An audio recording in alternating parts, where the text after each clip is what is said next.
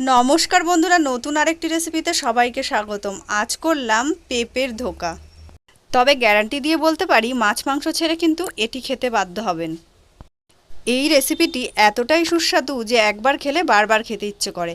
এই রেসিপিটি করার জন্য আমি পেঁপেটাকে প্রথমে কেটে তারপরে ছুলে ভালো করে ধুয়ে তারপর গ্রেটার দিয়ে গ্রেট করে নিয়েছি।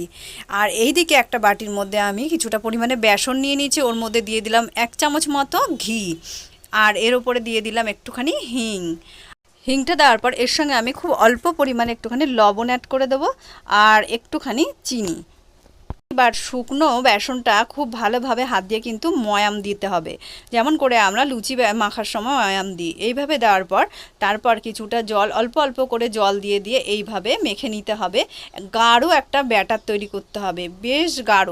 দেখুন আমি কীরকম করেছি, বেশ এই রকম টাইপের একটা ব্যাটার তৈরি করে রেখে দিতে হবে। এবার একটি কড়াইতে তেল গরম করে ওতে সাদা জিরে কালো জিরে দুটোই আমি ফোড়ন দিয়ে দিলাম। এবার তার মধ্যে দিয়ে দিলাম পেঁপেগুলোকে।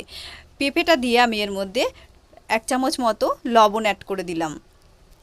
তারপর দিয়ে দিলাম 1 চামচ মতো হলুদ। ঝালের জন্য অ্যাড করে দিলাম 1 চামচ মতো লঙ্কা গুঁড়ো।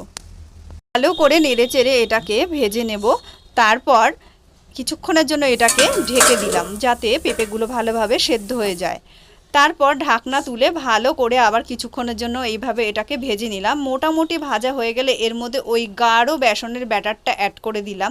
তো আপনারা চাইলে এর মধ্যে কিন্তু ছোলার ডাল বাটা কিংবা মটর ডাল বাটাও অ্যাড করতে পারেন এইভাবে। তো বেসনটাই আমার সুবিধা মনে হয়েছে বলে এটা অ্যাড করে দিলাম।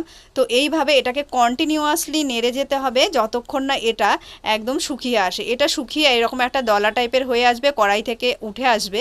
তো তখন মনে করবেন যে এটা রেডি হয়ে গেছে। একটি থালার মধ্যে কিছুটা তেল আমি লাগিয়ে নিলাম।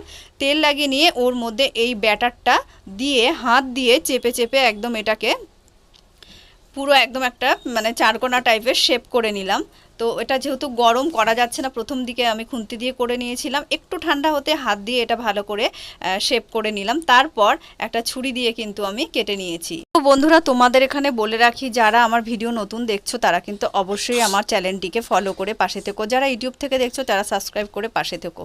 তো আমার এখানে কিন্তু এটা পিস পিস করে কাটা হয়ে গেছে। আর এইদিকে একটি কড়াইতে তেল গরম করে তার মধ্যে আমি এইগুলোকে ধোকাগুলোকে এইভাবে দিয়ে হালকা আছে বেশ কিছুক্ষণ ধরে ভেজে নেব।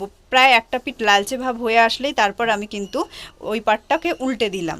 তো উল্টে দিয়ে দুটো পাটি যখন বেশ লালচে হয়ে আসবে তখন কিন্তু আমি এটা নামিয়ে নেব। এটা একটু খুব ভালোভাবে কড়াই গরম না হলে কিন্তু লেগে লেগে আসবে।